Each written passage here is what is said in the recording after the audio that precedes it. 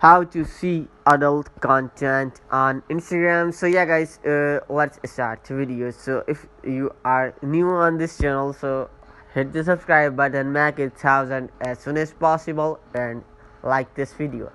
It's really helped me out. So guys, first off, whenever you want to watch the adult content on Instagram, you will open the Instagram your account.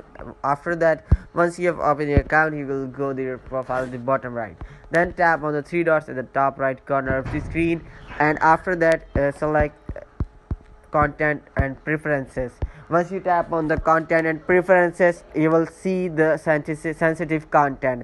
Whenever you want to tap on you're gonna tap and that select their standard. After that, if you are above 18, so you can see the adult content, otherwise you can't see that.